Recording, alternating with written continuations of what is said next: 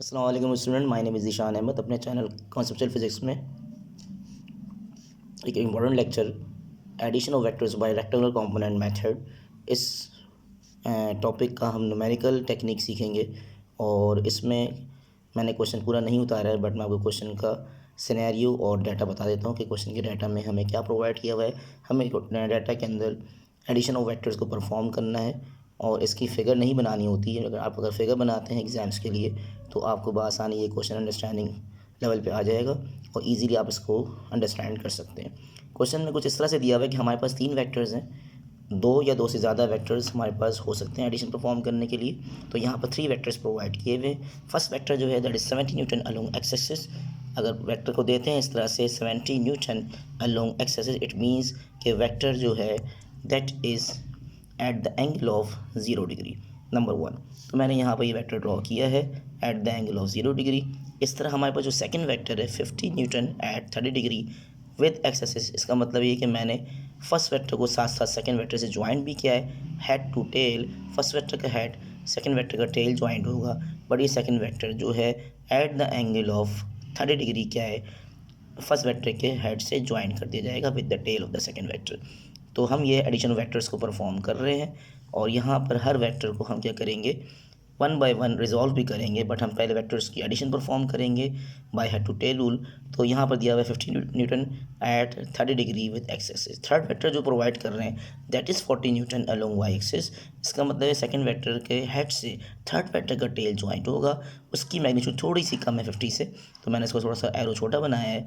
और 40 न्यूटन मैंने एक रफ डायग्राम बनाई है ताकि आपको आइडिया हो जाए कि वेक्टर ए के साथ वेक्टर बी और वेक्टर बी के साथ vector C at the angle of 90 degree, because अगर वाई एक्सिस लिखते हैं तो Y axis means at the angle of 90 degree by direction vector C आ जाएगा।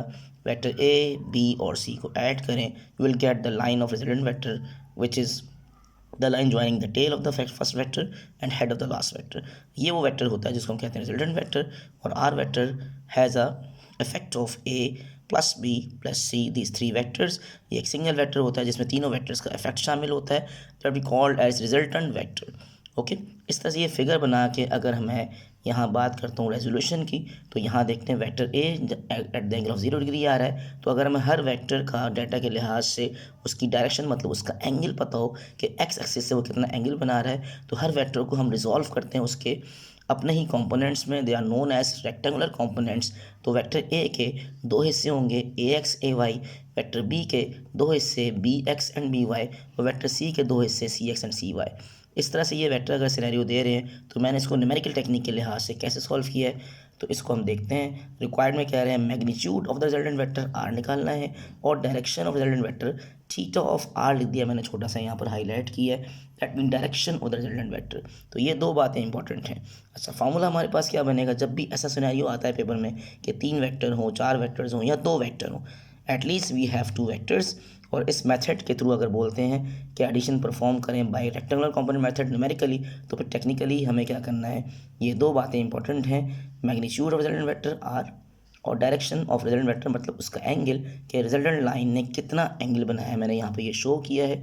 और सॉल्व करने के बाद मैंने इनके आंसर्स भी लिख दिए हैं 30.5 एंड 128.03। तो इसको हम आगे देखते हैं कि हमने ये आंसर कैसे निकाला है। तो अब आपका फार्मूला क्या बनेगा जब भी आपको रिजल्टेंट वेक्टर निकालना है और कंपोनेंट मेथड्स पे आप काम कर रहे हो, तो आर वेक्टर बराबर है square root of R X square plus R Y square. 2 dimension में वेक्टर्स के 2 ही कंपोनेंट्स होते हैं, तो resultant of the X component का स्क्वायर करेंगे, रिजल्टेंट ऑफ वाई कंपोनेंट का स्क्वायर करेंगे। ये फार्मूला हमें समझना है, तो हम स्टेपिंग में दिखाते हैं इसको। ये इक्वेशन 1 हो जाएगी, दैट्स फार्मूला नंबर 1। और इक्वेशन नंबर 2 जो हमारे पास आ रही है, जो कि मैंने यहाँ पर लिख देता हूँ इक्वेशन 2। ये वाला जो इक्वेशन नंबर 2 है ये एक्सप्रेस करता है direction means angle of the resultant tangent inverse R Y bar X. यही फार्मूले हम यूज़ कर रहे होते हैं हमेशा जब भी वेक्टर्स 3 हो, 4 हो, या infinite vectors can be add by this rule and you can find the direction by means of this equation number 2। Okay, तो अब यहाँ पर सिंपल जनरलाइज फॉर्म ये हो जाएगी कि R X resultant of X component में तमाम वेक्टर के एक्स कंपोनेंट को ऐड करेंगे, A X B X C X. Resultant of Y component में तमाम वेक्टर्स के वाई कंपोनेंट्स को ऐड करेंगे, A Y B Y C Y. एक सिंपल जनरलाइज फार्मूला है। अब हमें देखना है कि हर एक वेक्टर जो है अपने अपने डायरेक्शन के लिहाज से अपने कंपोनेंट्स रखेगा। याद रहे एक्स में एक्स कंपोनेंट की वैल्यूज़ ऐड होंगी और वाई में वाई कंपोनेंट्स की वैल्यूज़ ऐड होंगी। तो मैंने यहाँ पर इसका न्यूमेरिकल कैलकुलेशन शो किया है, मैंने ज़रा डायरेक्ट शो किया है, आप इसको साइंटिफिक कैलकुलेटर से शो कर सकते हैं रिजल्ट में कि रिज़ल्ट आपका क्या बनेगा। तो मैंने यहाँ पर इसको डायरेक्ट मेंशन कर दिया है, ए एक्स 70 cos 0। आप समझने वाली बात ये है कि ए एक्स को मैंने 70 cos 0 क्यों दिया, तो मैंने अभी बताया था आपको कि 70 न्यूटन अलोंग एक्स एक्सिस का मतलब ये मैंने फिगर बनाई है, अगर वेक्टर एक्स एक्सिस पे आता है तो उसका एंगल या डायरेक्शन 0 डिग्री माना जाएगा। तो वेक्टर के दो कंपोनेंट्स हैं ए एक्स, यानी पहले वेक्टर के दो रिजॉल्विंग कंपोनेंट्स हैं ए एक्स एंड ए वाई। तो ए एक्स में ए की जो मैग्नीट्यूड है यानी वेक्टर का जो लेंथ है या मैग्नीट्यूड है वो कितना है 70 है, 70 cos 0, देन ए वाई 70 sin 0। इसको सॉल्व करेंगे will get 70 Newton and 0 Newton. जब वेक्टर एक्स कंपोनेंट में आएगा तो वाई कंपोनेंट ऑब्वियसली 0 हो जाएगा, तो मैंने यहाँ पर शो भी कर दिया है। ठीक है, इस तरह वेक्टर बी एक्स जो है इसके दोनों कंपोनेंट की वैल्यू मिलेगी, क्योंकि ये वेक्टर ना 0 है ना 90 है। जब वेक्टर 0 और 90 पर होता है तो उसका एक कंपोनेंट 0 होता है। ठीक है, तो जब एक्स पे लाई करेगा तो वाई कंपोनेंट 0 होगा, और अगर जैसे यहाँ पर इसने सी एक्स सी वाई शो किया है तो वेक्टर अगर वाई में लाई करेगा, वाई एक्सिस में लाई करेगा तो उसका वाई एक्सिस करेगा लेकिन एक्स 0 हो जाएगा। तो ये हम स्टेपिंग देख रहे हैं। तो बी एक्स क्या है 50 cos 30, B Y equal to 50 sin 30।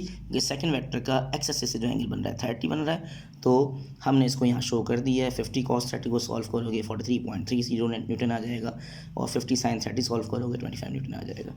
ठीक है, इस तरह वेक्टर सी एक्स जो है एज इट इज, जैसे ये अलोंग एक्सिस था तो ये अलोंग वाई एक्सिस है। इसने बोला है कि vector C 40 newton along Y axis, so it means that कि वेक्टर सी को मैंने जब वर्टिकली बनाया तो वर्टिकल कंपोनेंट अगर वर्टिकल इसकी डायरेक्शन है या एंगल 90 पर जब वेक्टर आता है तो इसका वाई कंपोनेंट एग्जिस्ट करेगा।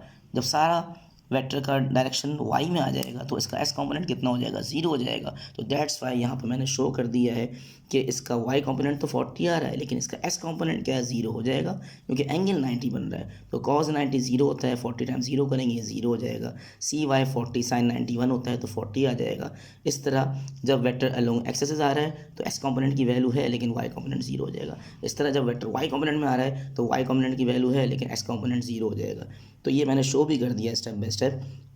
ठीक है, अब आपको पता है कि आपने रिजल्टेंट ऑफ एक्स कंपोनेंट निकालना है, तो ये आर एक्स है, ये आर वाई, ये आर जेड है। इक्वेशन 1 के मुताबिक सारे एक्स कंपोनेंट को ऐड कर लें, तो ये मैंने सारे कंपोनेंट यानी एक्स कंपोनेंट की वैल्यू यहाँ से 70 ली, बी एक्स कितना है 43.3 और सी एस कितना है 0 न्यूटन है, मतलब कुछ भी नहीं है। तो इनको जब ऐड करेंगे 70 न्यूटन प्लस 43.30 तो इसका रिजल्ट क्या आएगा 110.3 न्यूटन आ जाएगा।